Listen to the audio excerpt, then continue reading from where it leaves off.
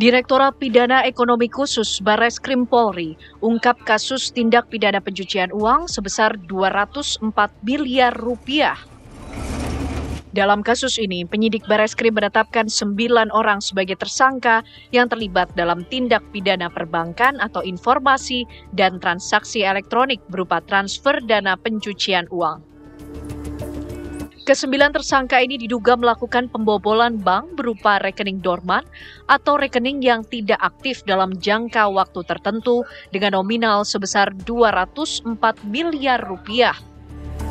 2 di antara kesembilan tersangka juga terkait dengan kasus tewasnya Kepala Cabang BRI Ilham Pradipta.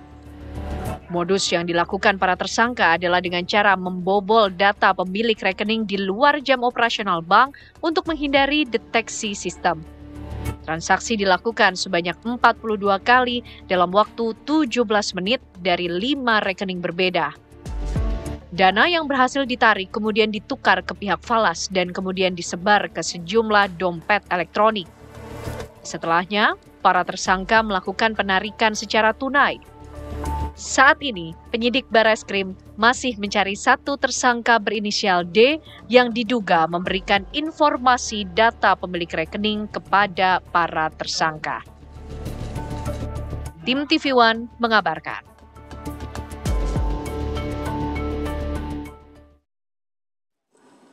Sejak awal bulan Juni 2025, jaringan sindikat pembobol bank yang mengaku sebagai Satgas Perampasan Aset melakukan pertemuan dengan Kepala Cabang Pembantu salah satu bank BNI yang ada di Jawa Barat untuk merencanakan pemindahan dana pada rekening dorman. Kesimpulan dari pertemuan tersebut, kami sampaikan bahwa jaringan sindikat pembobol bank yang mengaku sebagai Satgas Perampasan Aset menjelaskan cara kerja serta peran masing-masing dari mulai persiapan, pelaksanaan eksekusi sampai tahap imbal balik hasil. Jaringan sindikat pembobol bank selaku tim eksekutor memaksa kepala cabang menyerahkan user ID aplikasi core banking sistem milik teller dan kepala cabang serta apabila tidak mau melaksanakan akan terancam keselamatan kepala cabang tersebut beserta seluruh keluarganya. Ya, kalau kata Reza, kita lihat-lihat dulu ya.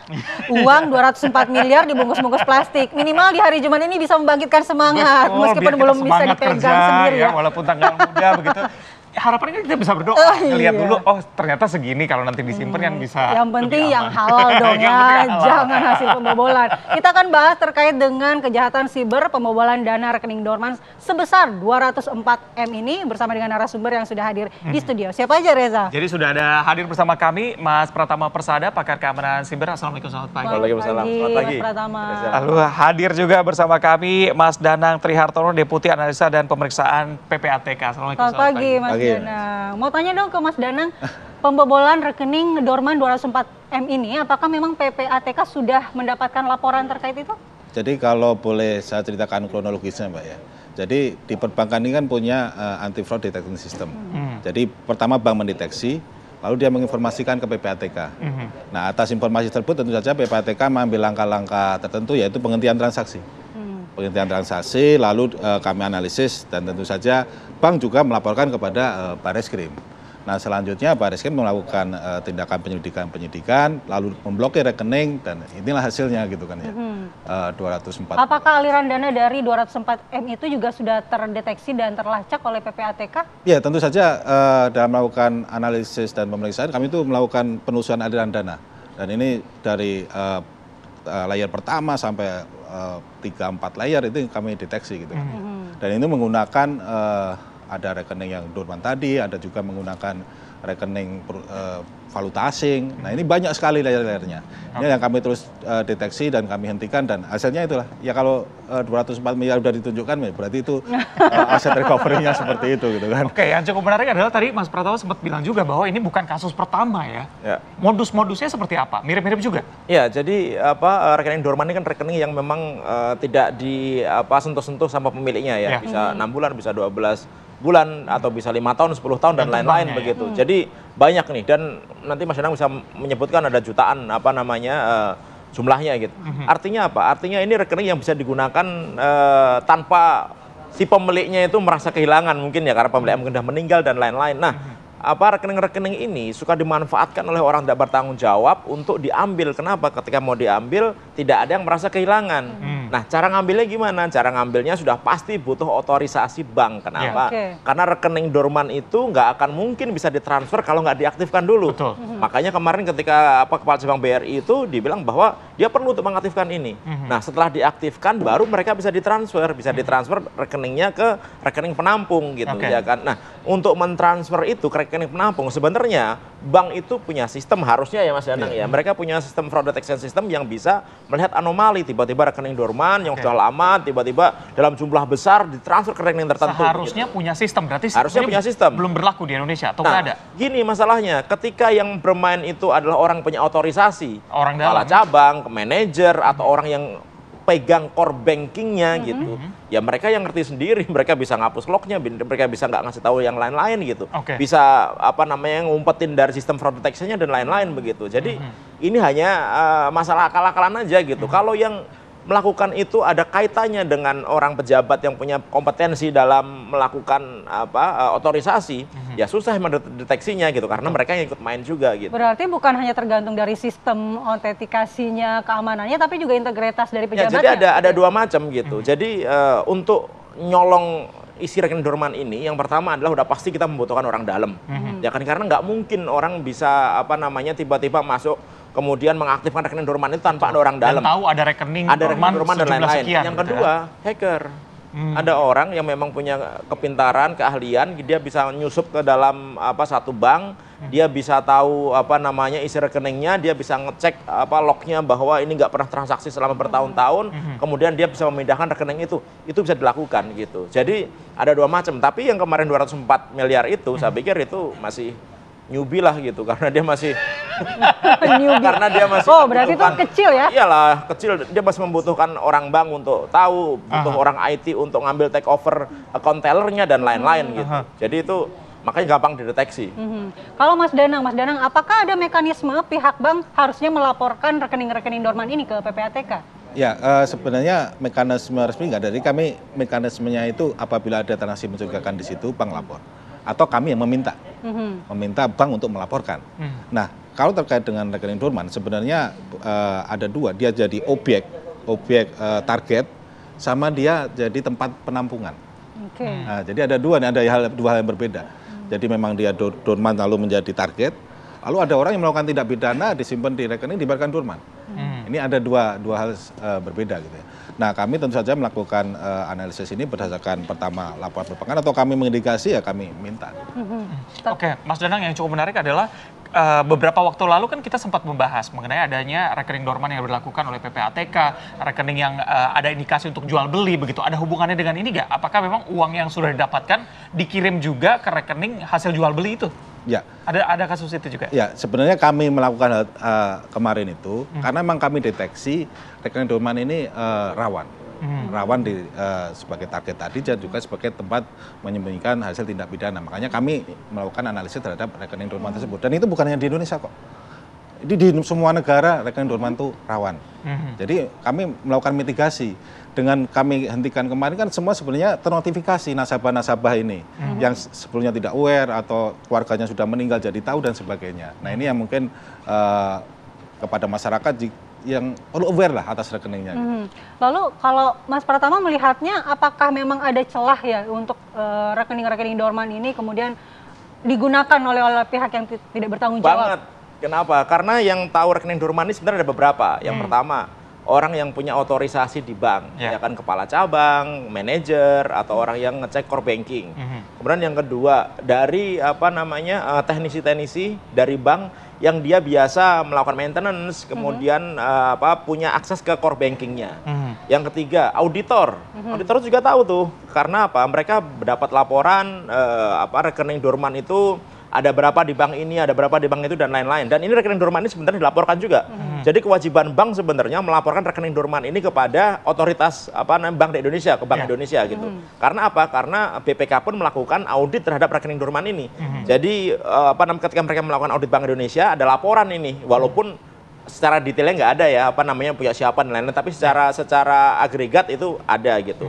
Dan terakhir adalah dokumen di bank yang di situ ada listnya rekening dorman dan lain-lain. Kadang-kadang kalau nyimpennya nggak bener, ada orang yang moto dan ngambil, ya itu dia bisa tahu nih rekening dorman gitu. Sehingga kenapa si penjahat itu dia dapat informasi tersebut, ya tinggal ini aja nih orang-orang ini aja nih yang bisa memberitahukan informasi tentang rekening dorman gitu. Plus satu lagi hacker, kalau hackernya jago ya, tapi penjahat itu tadi saya bilang dia nggak pakai hacker gitu, dia pakai orang IT-nya itu untuk membantu untuk mentransfer dan lain-lain aja. Gitu. Masih newbie tadi. Iya, karena kalau yang main tuh hacker nggak cuma 200 miliar mas, mau 1 triliun 2 triliun bisa. Kenapa? Di Indonesia pernah kejadian nggak sih pakai hacker? Kalau di Indonesia nggak ada kabarnya, karena biasanya bank kalau gitu nggak mau cerita, Diam-diam. ya kan? Karena takut kehilangan Karena kepercayaan. beberapa hacker itu dia bisa masuk sebagai root gitu. Dia bukan melakukan transfer tapi bisa ngedit isi rekeningnya gitu.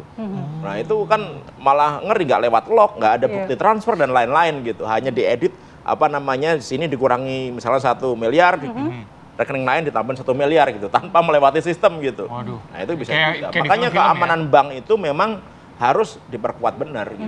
Nah, Mas, pertama, masukannya apa untuk bank? Supaya fitur keamanan mereka lebih tinggi dan kita sebagai nasabah juga bisa lebih nyaman gitu naruh di bank. Kalau menurut saya, bank itu sudah berusaha untuk memaksimalkan sistem keamanan yang ada di sistemnya, ya kan? Kalau misalkan ada hacker yang jago, ya berarti banknya sial aja gitu, karena si hackernya lebih jago. Tetapi sebenarnya kalau masalah tadi rekening dorman itu tergantung orang, tergantung pimpinan di bank tersebut, dia trusted enggak, dia bisa dipercaya apa enggak gitu. Karena dia punya otorisasi, Mas Reza. Orang kalau misalnya sebagai admin nih ya, mau ngapain aja bisa. Jadi kalau kita di dalam sistem komputasi itu, admin itu udah kayak dewa. Artinya apa? Dia mau ngapain aja bisa, mau ngedit rekening bisa, mau mindahin rekening bisa, mau buka rekening dorman bisa, mau ngambil bisa, mau transfer kemana bisa semuanya bisa gitu. Ya kan, sehingga kenapa ini orang-orang ini harus punya integritas gitu. Kalau enggak ya bermasalah, termasuk juga tim teknis dan lain-lain. Biasanya kalau sistem bank sendiri, si admin itu harus bekerja sendiri atau berdua gitu. Biasanya kalau kita nonton di film kan mau nyalain bom gitu, harus ada 2 orang di 2 tempat terpisah dan segala tergantung macam. levelnya. Kalau misalkan teller dia mau melakukan transaksi besar gitu, dia pasti butuh otorisasi bosnya. Gitu. Dia transaksi, dia butuh otorisasi bosnya, dia otorisasi kemudian bisa transfer. Tapi kalau bosnya yang dipakai otorisasinya, ya molos-molos aja. Berarti otorisasi bank itu sebenarnya satu pintu ya? Dari pimpinan tertinggi begitu? Iya, dari pimpinan tertinggi di bank tersebut. Oke, Mas Pratama, ini kan yang menarik dari kasus yang kemarin diungkap oleh Barreskrim Polri ya. Ini dalam waktu 17 menit, 42 transaksi bisa dilakukan. Itu seperti apa sih? Sebenarnya nggak cuma 14 transaksi, kalau lebih pinter lagi dia bisa layernya bisa sampai 7 layer. 7 layer itu misalkan tadi Mas Danang menyampaikan, pindah-pindah bank, atau dia ke falas, atau dia ke dompet digital dan lain yang ngelacaknya itu susah. Kemudian dia bisa transfer ke banyak rekening untuk lompat-lompat. Nah itu bisa dilakukan dengan script, maksudnya membuat aplikasi kecil gitu ya, untuk melakukan transfer gitu secara otomatis. Dia udah di setting itu, nanti ke bank apa nih, kemudian transfer ke bank mana lagi, kemudian transfer ke dompet digital mana lagi gitu. Sehingga dalam waktu beberapa menit dia bisa transfer sampai 35 kali gitu, ya kan? Tujuannya untuk apa? Untuk mengaburkan duitnya kemana aja gitu, untuk ngakalin PPATK sebenarnya gitu, ya kan? Kalau PPATK sebenarnya juga bisa ngecek, tapi kalau misal lintas bank kan susah Mas Reza. Kalau misalkan nih satu bank, kalau satu bank kita transfer, kita minta bank tersebut, tolong dong blokir dong, dia akan secara gampang memblokir kalau satu bank. Tapi begitu ke transfer ke bank lain, bisa nggak dia yang blokir? Nggak akan bisa. dia pasti bank yang lain itu yang punya otorisasi untuk ngeblokir, dan bank yang pertama dia nggak punya otorisasi untuk ngeblokir bank yang lain gitu. Sehingga di sini dibutuhkan memang PPATK nih, kalau laporannya cepat, ya kan, masalahnya kadang-kadang lapornya terlambat, sehingga ketika uang itu sudah kemana-mana udah diambil duluan sama mereka gitu. Apalagi kalau sudah masuk ke falas dan lain-lain, bahkan ditransfer ke kasino, ya kan, ke luar negeri gitu, diambil di luar negeri, udah. Apakah seperti itu Mas Danang, sesusah itu mendeteksi kalau sudah dalam waktu 17 menit 42 transaksi, apakah tidak bisa dideteksi kemana aja atau bisa? Ya, kami bisa mendeteksi ya, tapi kan memang ini masalah kecepatan gitu kan ya. Mereka memindah, kita kebut-kebutan gitu kan, mereka cepat, kita harus cepat. Nah memang kalau 17 menit itu sebenarnya memang betul yang disampaikan Mas Pratama, bisa banyak sekali transaksi terjadi, bahkan bisa endingnya ke kripto dan ditarik di luar negeri gitu ya. Makanya di sini butuh awareness semua penyedia jasa keuangan, anti fraud detection systemnya. Jadi apabila ada transaksi ini bisa di hold gitu ya, bisa di hold, penghentian istilahnya dia bank itu punya hak untuk menunda transaksi. Nah, kami bisa menghentikan selanjutnya. Nah, ini diharapkan kalau bisa bekerja sama dengan baik, itu aset recovery-nya dapat maksimal gitu. Iya, benar nih. Jadi ketika misalnya 204 miliar nih, dia mau ditransfer ke rekening lain gitu. Ketika bank itu sistemnya bagus, dia langsung diblok nih. Tar dulu nih, bener apa enggak nih gitu. Jadi transfernya nggak real time? Nggak real time, harus dicek dulu ya? ada waktu jedanya gitu. Oke. Kita akan bahas lebih dalam mengenai sebenarnya bisa nggak sih dideteksi begitu ya, yang mencurigakan itu, begitu kita akan bahas usai jeda. Tetap bersama kami di Apa Kabar Indonesia Pagi.